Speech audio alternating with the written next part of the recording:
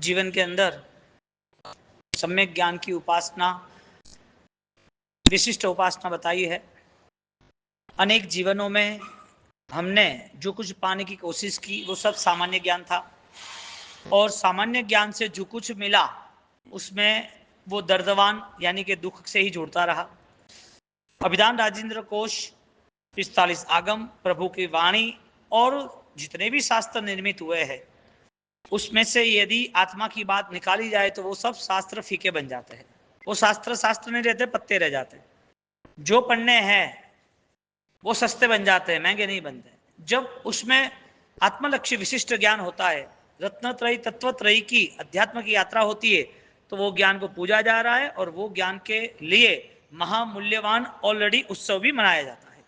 क्योंकि किताब के पेज 100 हो लेकिन वो किताब में कुछ अध्यात्म की बातें ना हो, तो बहुत सारी ऐसी बुक्स है, पढ़ाई की भी बुक्स है, जो बच्चे स्टडी कर रहे हैं वो किताब है, उसके प्रति इतना रिस्पेक्ट नहीं लग रहा है, हालांकि ज्ञानी है। लेकिन जब कोई विशिष्ट शास्त्र रचना होती है महापुरुषों के द्वारा, जो कुछ श्लोकों की रचना की होती है, और उस श्लोकों को समझने के बाद उस ग्रंथ की महिमा और हमारे जीवन में बढ़ जाती है, इसके लिए उसका बहुमान हमारे लिए महत्वपूर्ण बन जाता है। तो अभिधान राजेंद्र कोश वो पूरी रचनाएं ऑलरेडी भविष्य के लिए हुई, नए भविष्य की यात्रा के लिए हुई, क्योंकि 1000 साल के अंदर बहुत सारी चीजें लुप्त होने लगी। जो 14 पूर्व थे वो 14 पूर्व भी धीरे धीरे धीरे समाप्त होते गए, और समाप्त होने के साथ बहुत लिमिटेड हमारे पास श्लोकों का संग्रह रहा। सब अलग अलग अलग जगह पर ऑलरेडी बिखरे हुए थे, और वो सारी चीजें जब ऑलरेडी साथ में लानी थी तो ये महाभगीरथ कार्य बहुत ही समय, बहुत ही मेहनत और उसके बाद पावरफुल मैनेजमेंट मांग रहा था।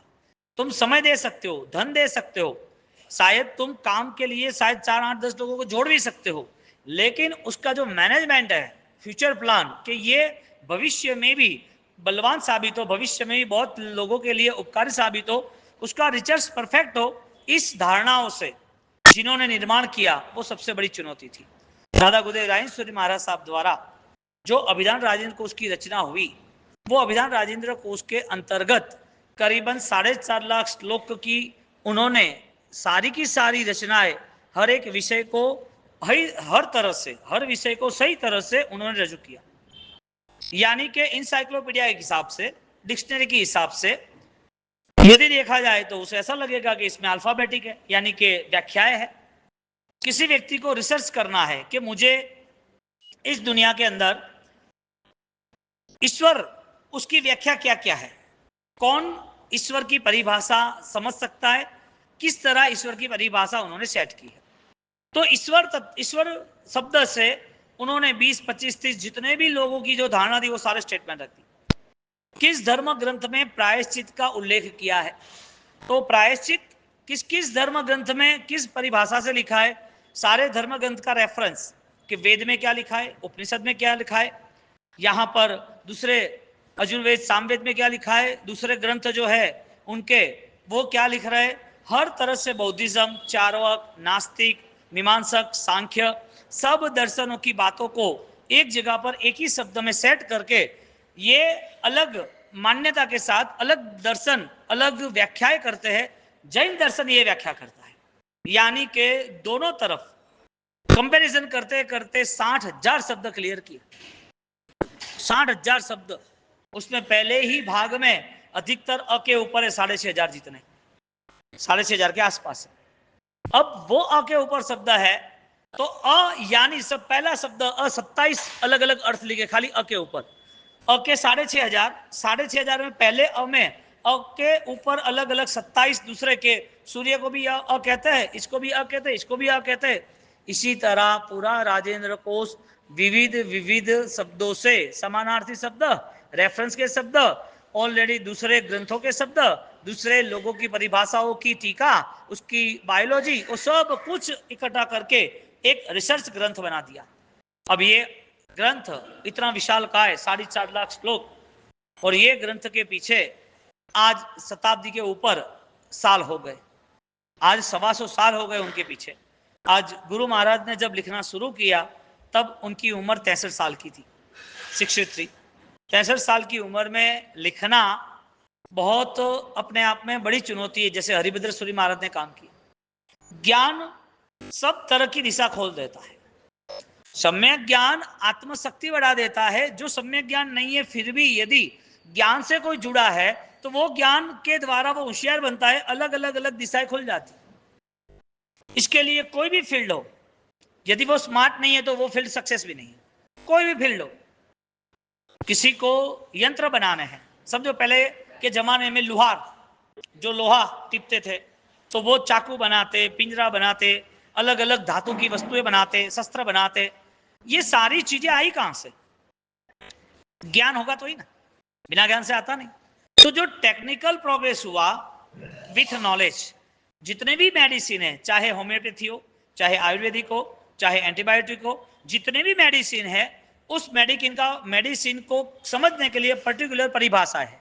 तो सबसे पहली बात यह आई कि जब तक जो शब्दों से, व्यंजन से, संज्ञाओं से वो परिचित नहीं होता, उस शब्दों का क्या अर्थ है वो भी परिचित नहीं होता, तब तक परिचित नहीं होने वाला परफेक्शन में यानी कि पूर्णता की ओर आगे नहीं बढ़ सकता।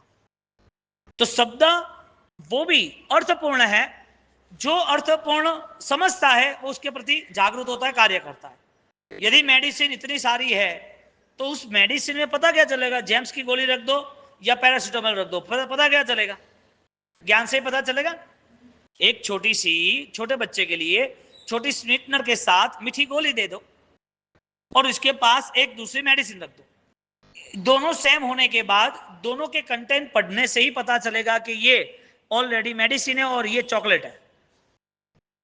तो जो दवाइयों का शास्त्र है वो ज्ञान आधारित, जो यंत्र का शास्त्र है वो भी ज्ञान आधारित, यानी कि उसकी जो भी मैटर है। और व्यक्ति को योगा करना है तो योगा की पोजीशन कहां से आई? कहीं इसको प्राणायाम कहते हैं, इसे भस्त्रिका कहते हैं, इसे कपालभाति कहते हैं। उसको कुछ तो लिखना पड़ेगा ना, खाली योगा करेगा तो सामने रिप्लाई किया जाएगा। यानी कि कर्म का तुम आदान प्रदान नहीं कर सकते। किसी के जीवन में दुख है, जो परिवार का कोई सदस्य दुखी है, उसका दुख तुम ले नहीं सकते। तुम्हें इच्छा है कि भाई मेरा भाई सुखी हो, लेकिन तुम सुख दे नहीं सकते। पैसा देने के बाद भी उसके बेटे ने वापस नुकसान कर दिया तो? तुमने पैसा दे दिया लेकिन उसका भाग्य साथ नहीं दिया, चोरी हो गई तो?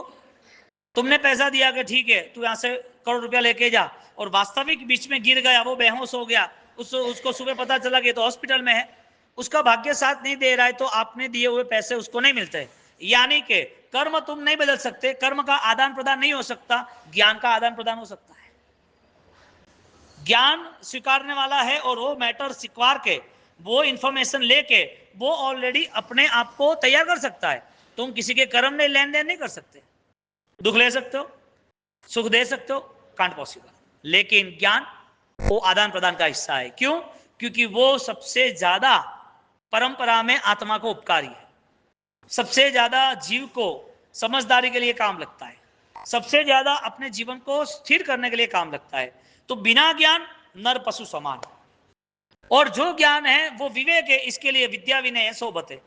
क्योंकि ज्ञान का अर्थ ही यह है लाइफ रिस्पेक्टफुल है, ज्ञान का अर्थ ही यह है कि उसका मैनेजमेंट परफेक्ट है, ज्ञान का अर्थ ही यह है कि उसे इशारा में भी पता चलता है, ज्ञान का अर्थ ही यह है कि उसकी बार बार मिस्टेक नहीं होती है, वरना दूसरा सारा रिएक्शन इज इक्वल टू अज्ञान। इसके लिए कोई चीज यदि बार बार समझनी पड़े तो अभी तक भेजे में बात नहीं उतरी, क्योंकि उसको स्वीकारना नहीं है। यहां पर यंत्र हो, मेडिकल हो, योगा हो, कोई भी बैंक की इंफॉर्मेशन हो, कोई भी कागजात यानी कि प्रॉपर्टीज पेपर्स हो, बिना ज्ञान से एक कदम कोई चल के बताओ। पचखान भी इंडिविजुअल कुछ अलग अलग ज्ञान से, पचखान के अलग अलग सूत्र है। कोई बोले कि मुझे आके एक आश्रम इच्छा में तो ऐसा नहीं होता है। तुम्हें लीगली इदिया वही हम 7 लाख 18 पावस्थानक वंदी, तो ये सब तुम्हें मेमोरी में लाना पड़ेगा कि इतने इतने पाप हुए, क्योंकि शब्द एक बोलने के बाद वो मेमोरी में नहीं आता है, और बार बार बोलने के बाद यदि मेमोरी में आया है तो वो शुद्धि हो रही है, तो वो सारे शब्द मौन की परिभाषा में जुड़ जाते हैं। यानी कि वो मौन इतना गहरा बन जाता है, अब शब्द से जो बल मिलने वाला था उससे अधिक बल उसकी मौन की भावनाओं से मिलेगा। यानी शब्द वो घाव है, वो लगाव है, और वही शब्दातीत शब्द से यदि वो दूर चला गया, शब्द के आर पार चला गया तो वो भाव में प्रवेश कर लेता है। क्रोध नाम का कोई शब्द है, लेकिन क्रोध के लिए शब्द की जरूरत पड़ती है कि भाव की जरूरत पड़ती है। लोभ नाम का शब्द है, माया नाम का शब्द है, यानी 18 पाप के सारे शब्द दिख रहे हैं, लेकिन उसको रजुआत करने के लिए वो सारा पिक्चर उसकी लाइफ में दिख रहा है। जो जीव है उसके जीवन में ये प्रॉपर ये घटना घट रही है कि उसके क्रोध आ रहा है, उसको निंदा करने का मन हो रहा है, वो ऑलरेडी दुखी है, रो रहा है, उसके मन में बहुत पीड़ा है, वो परेशान हो रहा है, बीपी हाई लो लेवल हो रहा है। ये सारी चीजें ऑलरेडी भावों के साथ जुड़ी है, शब्द उसके साथ सेट कर दिए। तो जितने भी शब्द है वो शब्द बोध के साथ ही है। इसके लिए भगवान ने सम्यक दर्शन, मिथ्या दर्शन, इतने बढ़िया बढ़िया संस्कृत के शब्द लिखे, संस्कृत में इतने विशिष्ट रचनाएं हुई है, और वो रचना के पीछे ऑलरेडी बहुत सारा विशाल सम्यक ज्ञान छिपा हुआ है। एक शब्द आपको कहे नमो अरिहंताणम, अब आपको पता चले कि ये अष्टप्रात्यार्य है, आपको पता चले कि 12 परमात्मा के गुण हैं, आपको पता चले कि 35 वाणी है, 34 सतीश है, आपको पता चले कि आदि महावीर स्वामी 27 भाव ऐसे ऐसे है, आपको पता चले कि ये महावीर स्वामी का जीवन उसमें 12.5 साल की साधना की, मेरे अरिहंत कौन है, नमो अरिहंताणम। इस शब्द के पीछे हमारे मन में कोई दूसरी भावना जग रही है, इसका मतलब शब्द से परिचित, शब्द बोध से परिचित, शब्द और शब्द बोध वो तुम्हारा खुद का एक मालिकी का भाव बन जाएगा। मेरे अरिहंत अब दिल में प्रवेश कर जाएंगे। लेकिन जब तक शब्द से भी परिचित नहीं होता है, तुम्हारे सामने चाइना की लैंग्वेज रख दे, तुम्हें कुछ पता नहीं चलेगा। तुम्हारे सामने फ्रेंच, जैपनीज कोई भी लैंग्वेज रख दे, तुम्हें कुछ पता नहीं चलेगा, शब्द तो है, तुम्हें पता नहीं है। जिनको ऑलरेडी इस चीज का पता है उसे सब कुछ पता है। तो शब्द हर प्रदेश की, हर देश की भाषाएं अलग अलग है, तो शब्द इंपॉर्टेंस है व्यवहार के लिए, काम करने के लिए। लेकिन जब अभ्यंतर यात्रा करनी है तो वो सारी भाव यात्रा सब लोगों के लिए समान बन जाती है। कोई भी नॉर्थ का हो, ईस्ट वेस्ट का हो, साउथ का हो, अदरवाइज ग्लोबलाइज कंट्री का हो, कहीं भी हो, जब उसे भाव धर्म में जाना होगा, जब उसे अपने को प्योर श्योर बनाना होगा, तो उसके मन में उसको कसाई त्याग करना पड़ेगा, नॉर्मल बनना पड़ेगा। तो अभिधान राजेंद्र कोश और शब्द का बोध की बात करें तो बहुत सारे शब्द, बहुत सारे अलग अलग अलग व्याख्याएं रखने के बाद जैन दर्शन क्या कह रहा है वो व्याख्या रखी। अब जैन दर्शन सर्वोपरि रहेगा और सर्वोपरि है इसके लिए रहेगा, क्योंकि जैन दर्शन में जितने भी व्याख्या की है वो व्याख्या सच्चाई के और सच्चाई बने इसके लिए है। सत्य के बिना वो लिख नहीं सकते। केवल ज्ञानी की देशना 16 प्रहर की रही और पूर्व की 22,000 की देशना रही। उनकी देशना ऑलरेडी जो भी रही है वो कोई व्यक्ति को देख के नहीं की, कोई पद प्रतिष्ठा को देख के नहीं की, कोई ये तपस्वी है, कोई धनवान है, कोई बीमार है, कोई गरीब है, उसको देख के नहीं की। भगवान ने आत्मा को देखकर सारी की सारी व्याख्याएं की। देवाणु प्रिय ऐसा शब्द यूज किया। देशना देने का जब समय आया, 12.5 साल की साधना पूर्ण हुई, उस साधना के साथ जब पहला शब्द बोलना आया, समोसम की रचना हुई, सब बैठे हैं, आसपास देवों का पूरा ग्रुप है, सब मानव वो सोच रहे कि भगवान क्या बोलेंगे। तो वहां हर प्रकार के इंसान थे, दूसरे जानवर की दुनिया के, देव की दुनिया के थे। भगवान एक ही शब्द बोले, हे देवाणु प्रिय, एक ही शब्द बोले कि तू देव के प्रिय है। देव की आत्मा तेरी आत्मा समान होगी, आत्मा के नाम से सब समान है, लेकिन योग्यता के नाम से देव के पास जो योग्यता नहीं वो तेरे पास है। हे देवाणु प्रिय, ऐसा शब्द परमात्मा फर्स्ट यूज करते हैं और आगे जाते हैं दुल्ले खलु मानु से भवे। पूरी देशना उत्तराधन की बनी तो वो शब्द से जो परिचित हुए वो हाँ हाँ करता है कि हाँ मुझे पता चला।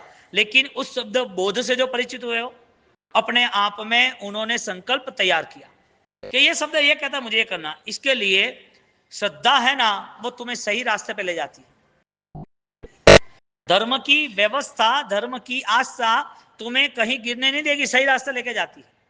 तुम्हें पता चला कि वहां आग है तो तुम कैसे वहां जाओगे? तुम्हें पता चला कि वो आग ज्यादा जल रही है और शायद वो लावा रस वो आगे आ जाएगा, ज्वालामुखी, परेशान हो जाएगा, नहीं जाएगा। आग का ज्ञान जिसे है वो नहीं जलेगा।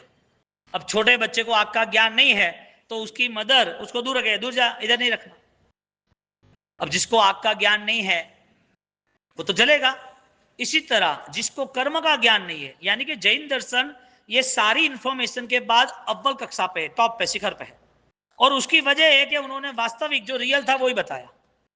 कोई व्यक्ति के लिए कुछ भी बात नहीं की, कोई क्रिया के लिए कुछ बात नहीं की। कौन देव की दुनिया में मेरी भक्ति कर रहा है, मानव की दुनिया में कौन मुझे दोष दे रहा है, मुझे दुख दे रहा है, कौन सा जानवर है जो ऑलरेडी मुझे मारने आ गया, कौन सा भूत पलित है जो मेरे को उपसर्ग, कुछ भी नहीं सोचा। वरना तो वो कहते ना, अकेले कहीं जाना मत, मैं अकेले वहां गया था, मेरे ऊपर बहुत सारे उपसर्ग आ गए, मैं दुखी हो गया। किसी के घर वहां जाओ तो वहां बाहर ज्यादा खड़ा मत रहना, वरना वो लोग भी मारने आएंगे। अब भोजन मांगना नहीं, भोजन कमा लेना तुम्हारे हाथ से, मांगोगे तो मारने आएंगे। मुझे 12.5 साल तक भोजन नहीं मिला, तुम भी भोजन करना, ऐसा कभी बोला केवल ज्ञान में? उन्होंने ऐसा कुछ भी नहीं बोला। संसार की स्थिति यानी कि 18 पाप को जो छुए 18 पाप वृद्धि हो, ऐसा कोई भी उन्होंने स्टेटमेंट नहीं दिया। उन्होंने स्टेटमेंट इतना दिया, तेरी आत्मा सबसे अधिक बलवान है। इसके लिए उस ज्ञान से जो जुड़े वो श्रद्धावान व्यक्ति अपने जीवन में बहुत ही परिवर्तन भाव दशा का लाने लगा। अब सारी इंफॉर्मेशन देखने जाए, 60,000 शब्द की आगम सूत्र है 45, जो आज है वो, जो ऑलरेडी 14 पूर्व थे उसका 1% भी नहीं आज। 14 पूर्व का 1% आज नहीं है। फिर भी शब्दों के लिए इतना सोचा नहीं, तैयारी थी, संभालेंगे, सुरक्षित रखेंगे, लाइब्रेरियां बनाई, बहुत सारी ऑलरेडी प्रोटेक्शन सिस्टम सेट की, लेकिन तक्षशिला नालंदा जैसी भी नहीं रही। अर्थक्वेक यानी कि कोई कुदरती आपदा आने लगी, किसी ने अटैक कर दिया, किसी ने जानबूझ के ध्वंस कर दिया, जानबूझकर किसी ने चोरी कर दी, कुदरत के समय के कारण वो सब घसारा आया, समय के कारण वो डिमोलेशन हो गया। तो बहुत सारी चीज अपने आप इस पृथ्वी में, इस पानी में, पंच तत्वों में समा गई। फिर भी शब्द के बाद भी शब्द बोध 14 पूर्व की ताकत जितना है। इसके लिए महामंत्र को 14 पूर्व का सार कहा। और यह परमात्मा नवपज्जी की आराधना में सेंटर में रखे कि जिसने आत्मज्ञान की शक्ति प्राप्त की है वो 14 पूर्व के भावों में जुड़ जाता है। आत्मज्ञान की शक्ति सम्यक दर्शन से जुड़ती है। अब यहां इतना विशाल ज्ञान हमारे पास था और वो ज्ञान सुरक्षित रखते रखते भी खत्म होता गया, क्योंकि जो कुदरत, जो योग जैसा समय। तो ये सारी किताबें जब डिमोलेशन होती गई और उसमें बहुत सारी जगह पर बिखराव आ गया, बहुत सारी जगह पर। अब एक उत्तराधन सूत्र है, समझ लो, नॉर्मल एग्जांपल दूं कि रामायण है, तो रामायण के जितने भी कैरेक्टर है तो यहाँ तमिल में कुछ अलग लॉन्च किया है, भाषा से नहीं, कथा से। भाषा से तो वो अपनी भाषा में लिखे, वो अपनी भाषा में लिखे, सब अपनी अपनी भाषा में लिखे, लेकिन स्टोरिकल जो है वो बोले कि ये यहाँ घटना घटी, वो बोले नहीं ये यहाँ घटना। सेम घटना के 10 अलग अलग पहलू, सेम घटना। जैसे कि समझो कि सीता रावण लंका में गई, या तो कि हनुमान जी लंका में आए, या तो फिर राम जी का 14 साल का वनवास हुआ, इनका ये जर्नी पीरियड है। ये सारी जो घटनाएं हैं लोग अलग अलग तरीके से बात करने लगे। तो ऐसी घटनाओं को लेके अलग अलग जगह पर जैसे 10 रामायण थी, तो उस 10 रामायण को एक कैसे करना। और आज ऐसा हुआ, 18 साल तक उसका काम चला। पुणे की यूनिवर्सिटी, भांडार यूनिवर्सिटी, उसके अंदर ऑलरेडी लास्ट ईयर ही एक नया वॉल्यूम लॉन्च हुआ जो समष्टिगत सबका यहां पर कलेक्ट कर दिया।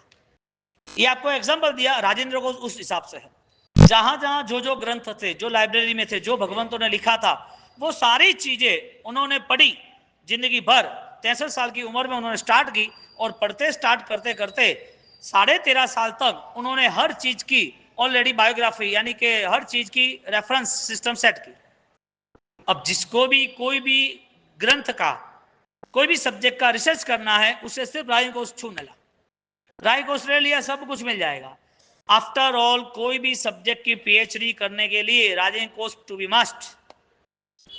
विद्वान के लिए राय कोश उसकी प्रॉपर्टी है, प्रॉपर्टी। ज्ञानी के लिए राजेंद्र कोश उनके लिए महत्वपूर्ण है। और वो अभिधान राजेंद्र कोश हजारों प्रतियां छप गए, हजारों प्रतियां, जो 7 भाग है ना वो एक सेट, ऐसे हजारों के सेट छप गए। पढ़ने वाले इतने महान, और क्या क्या वो अंदर से ताकत निकालते हैं, इतने इंटेलिजेंस। आपको एक टास्क दिया जाए कि आप प्रकाश नाम से 10 अलग अलग व्याख्या बनाए, खाली प्रकाश नाम से।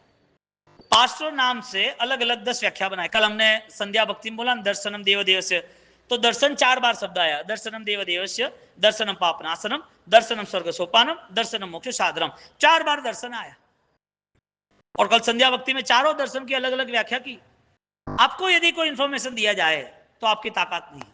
दूसरी बात, ये इतना विशाल श्रुत सम्यक ज्ञान जो 4.5 लाख श्लोक प्रमाण साहित्य, वो साहित्य के बाद जिनको भी कुछ भी ऑलरेडी रिकवर करना है, कुछ भी डाउट्स है, तो उसके बिना नहीं होगा। अब वो चेक करते करते विद्वान के लिए ये पूरा ग्रंथ उनके लिए ऑक्सीजन यानी कि एक मूल्यवान हीरा है। श्रुत शब्द है, उसके कितने अर्थ, शासन शब्द है, उसके कितने अर्थ, भक्ति है तो उसके कितने अर्थ, पार्श्व प्रभु है तो पार्श्व के कितने अर्थ। शोभन मुनि उन्होंने स्तुति बनाई, इसमें 23 में भगवान की स्तुति बनाई, उसमें पार्श्वनाथ भगवान की एक ही, जैसे सकलारथ प्रतिष्ठानम मधिष्ठानम शिवस्य भूर्भुव स्वस्थ ईशानम आर्यंतम प्रत्यय, तो अरियन शब्द कितनी बार आया। अभी ये है ना तुम्हारे लिए कठिन साबित होगा, क्योंकि तुम्हारे पास समय ही नहीं है ज्ञान के लिए, सरस्वती के लिए, पैसे के लिए, लक्ष्मी के लिए समय है। ये इंफॉर्मेशन इसके लिए कि इतना बहुमूल्यवान हमारा ऑलरेडी शास्त्र और हमारा ये रत्न तत्वत्रय की आराधना का बल है। ये चीज से हम परिचित नहीं हुए तो हमारे पास नहीं आएगा, हम नहीं सेट कर पाएंगे। इतनी अलग अलग रचनाएं हैं, पता चले तो लगे कि ऐसी रचना बनती है क्या। हाँ बनती है। पार्श्व वह, पार्श्व पातु वह, पार्श्व पातु, पार्श्व को वह से साथ जुड़ा, पार्श्व को वह पातु के साथ जुड़ा, पार्श्व को नित्य के साथ जुड़ा, पार्श्व के अलग अलग अर्थ स्तुति में। ऐसे कई ग्रंथों का निर्माण हो गया और जो जो विद्वान थे उन्होंने अपने दिमाग में और दिल में वो ग्रंथ को बसा दिया। इसके लिए कई बार इन्होंने ये स्वाध्याय किया तो उनको एक ही बात करता, 60,000 शब्द है, 4.5 लाख श्लोक है, उन्होंने हेम शब्दानुशासन किया। गोविंद महाराज ने पूरे 1.5 लाख शब्द बाय हार्ट, उन्होंने पूरा हेम संस्कृत प्रवेशिका यानी कि व्याकरण किया राज महाराज ने, तो पूरा व्याकरण के उन्होंने स्टार्टिंग में सूरत में वो बोलते रहे, सामने रिप्लाई देते रहना। जितना किताब को चौपड़ी कहा के, तो इनको मैं कहता चौपड़ी वो खोपड़ी नहीं है, खोपड़ी वो चौपड़ी नहीं है। तुम किताब के सहारा लेते रहोगे तो खोपड़ी में इतना एंटर नहीं होगा। तुम अपनी आंतरिक शक्ति सम्यक ज्ञान की ताकत बढ़ाओ कि इंफॉर्मेशन तुम्हें सब पता ही होना चाहिए। लेकिन हमारे यहां तो प्रॉब्लम है, हम किताब को छूना ही नहीं चाहते। इसमें राजस्थान में तो रिएक्शन, सबसे बड़ा रिएक्शन राजस्थान में, किताब 2-5% करने की बात नहीं, अभी छोरा कर रहा है। अब बड़े को पूछो तो उनको एक बूढ़ा आना हो तो वो कल ही बोला था राइट और लेफ्ट कौन सा ठाई नहीं पड़े, सब सामूहिक चैतन्य कर तो डाबो पग के झिमड़ो पग ठाई नहीं पड़े।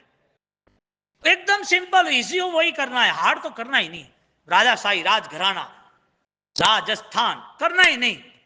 अब किसी के आधार पर हमें क्रिया करती, कितने साल करना क्रिया, कितने साल तक ऐसा करना। एक मुंहपत्ती परिलयन करना हो 50 बोल तो उनको विधि पता नहीं है कि मुझे मुंहपत्ती कैसे परिलयन करनी, वो ऐसे करे ऐसे करे ऐसे घुमाए, वो लेना ना देना। आसाधना हो रही है, उसका ज्ञान नहीं है, उस आसाधना से अज्ञानता के कारण असमाधि रहेगी।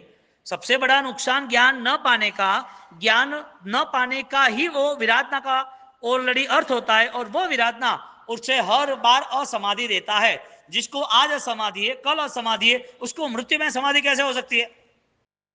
ज्ञान उसे कॉम्प्रोमाइज में लेके आता है, समाधान में लेके आता है। वो समझदार है ना, इसके लिए उसके कदम ही ऐसे है कि जिसके कारण एकदम सॉल्यूशन हो जाता है सरलता से। लेकिन जिसके पास सम्यक ज्ञान नहीं है वो कहां से लाएगा सॉल्यूशन।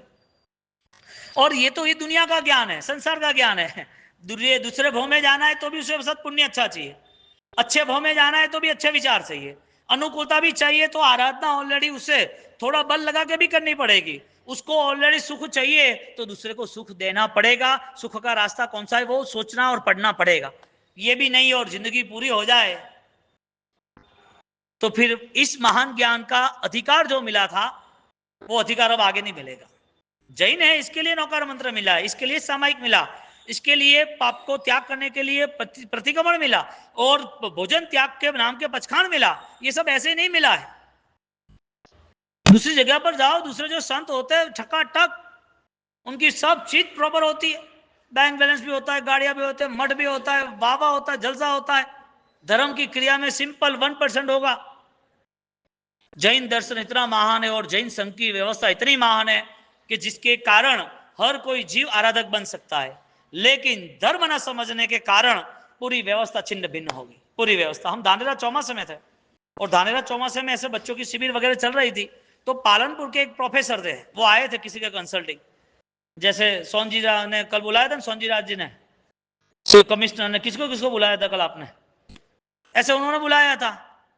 तो उन्होंने जब शिविर पूर्ण हुई, चौमासा में 1.5 महीना व्याख्यान चलता था, वो संडे संडे आते थे, वो पूर्ण हुई तो कि महाराज साहब आपके आपके जैन शासन में बहुत बहुत ही गजब का काम है, हमारे लिए एक कड़ी बन नहीं रही, हम बहुत सारे लोग हैं लेकिन हमारे यहाँ सत्संग लगातार नहीं रहता है, हमारे यहाँ बच्चों के संस्कार के लिए हमारा यहाँ कोई पुरुषार्थ नहीं। आपके यहाँ पाठशाला भी चलती है, गुरुजी भी होते हैं, महाराज साहब जो होते हैं बावसी, वो भी ऑलरेडी इतना पुरुषार्थ स्वाध्याय का सबको कराते हैं, और ये सब चीज के साथ ये जो 4-4 महीना एक स्थिरवास रहना है, उसमें जो सबको लाभ मिलता है, ये व्यवस्था अद्भुत है कि हम लोग ऑलरेडी मंदिर जाते हैं, हमें ज्ञान का कोई व्यवहार ही नहीं, विवेक ही नहीं है।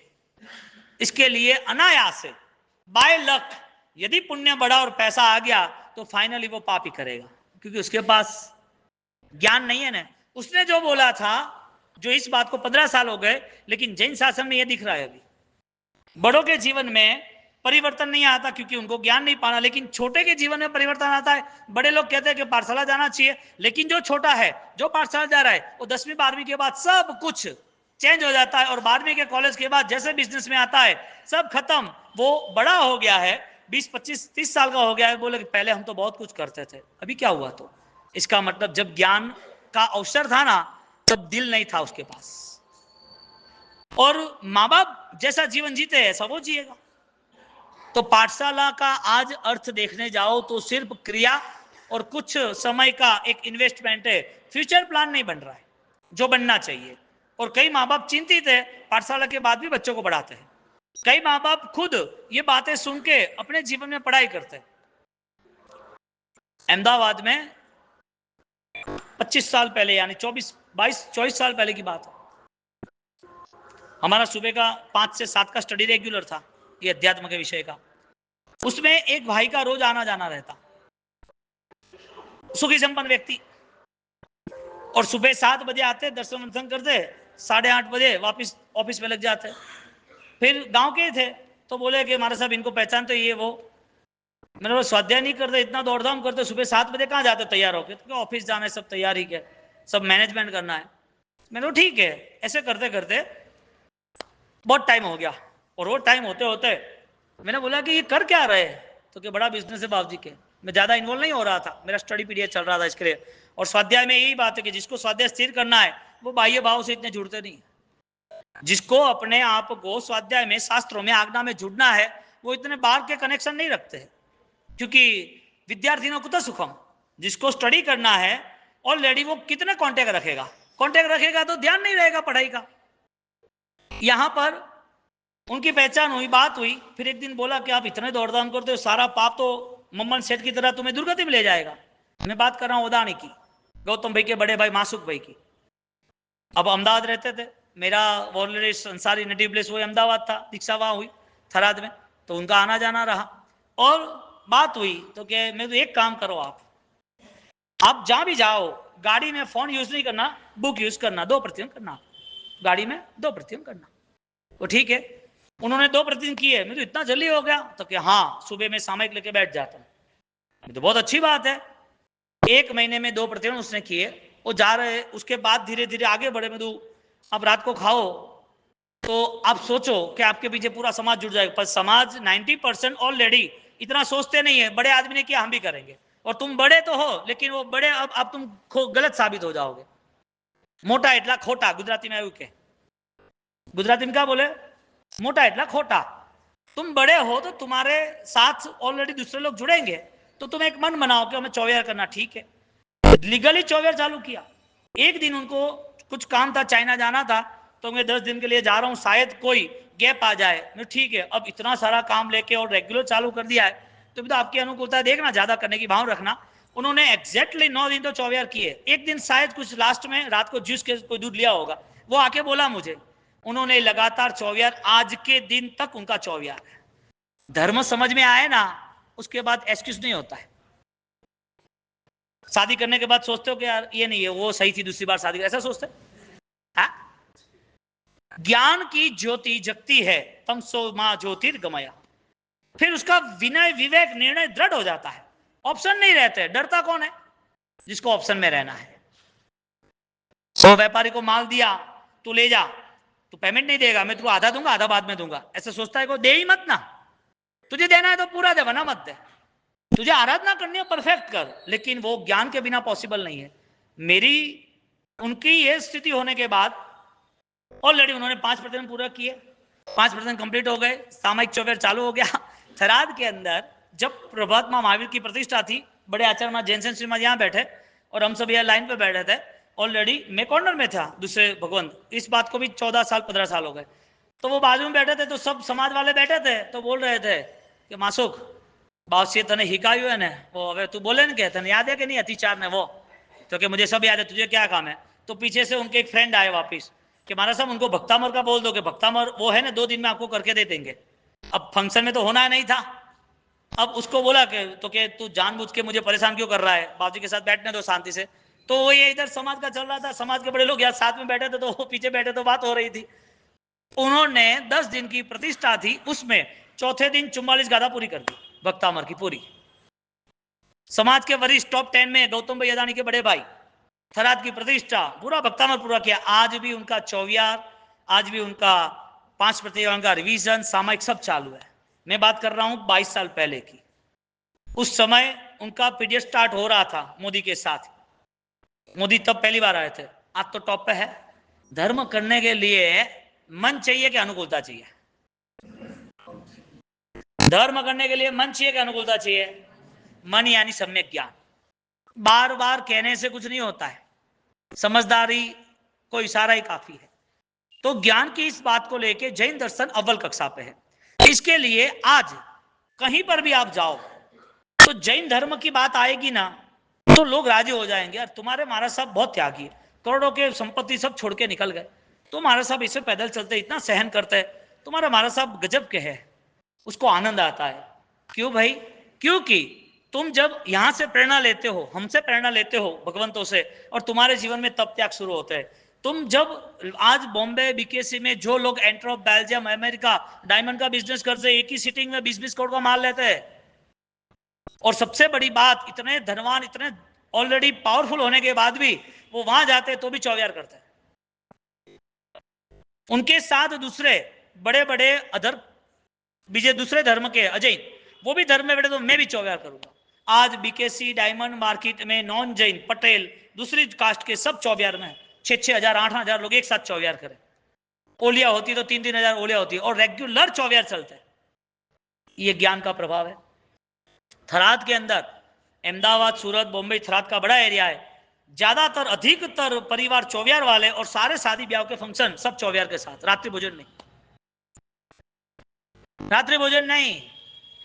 जो शादी करते निशल जेम्स वाले हैं, अशोक भाई ने, वो उसकी बेटी की शादी में उन्होंने 100 लोगों के साथ जो नॉर्मल फंक्शन था वो कर दिया।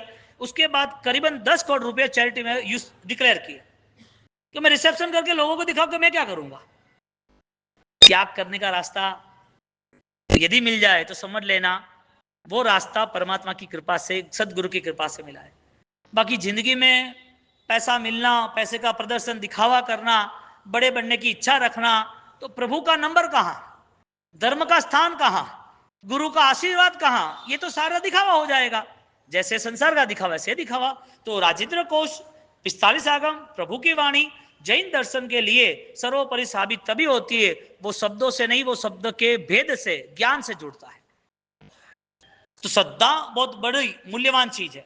तो 4.5 लाख श्लोक के पीछे जब इतना विशाल साहित्य हमारे पास हो, तो हमारे पास वो साहित्य समझने के लिए समय क्यों नहीं? हाँ, उस समय के साथ उस सद्भावना क्यों नहीं? और ये दोनों चीज नहीं है तो फिर जीवन में ये जैन दर्शन, ये शासन, ये कुछ भी सफल नहीं रहेगा। तुम जैन हो कैसे? आराधना से जैन हो या सिर्फ जन्म से जैन हो? शास्त्रकार ने उसे कुल चक्र और पवित्र प्रवृत्ति चक्र ऐसे 2 नाम दिए।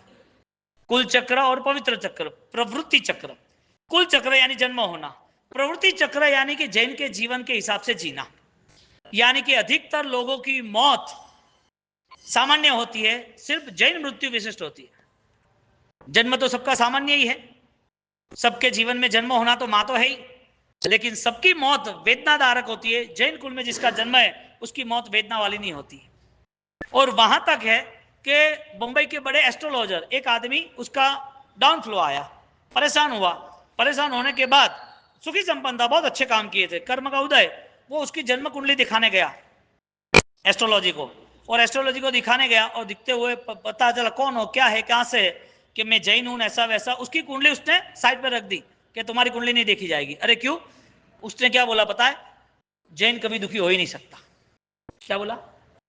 जैन कभी दुखी, जिसने संघ निकाला, जिसने मंदिर बनाया, जिसने तपस्या की है, जिसने बहुत अच्छी चैरिटी की है, लेकिन कोई कर्म का उदय, जैन कभी दुखी हो ही नहीं सकता। तो क्या वजह क्या?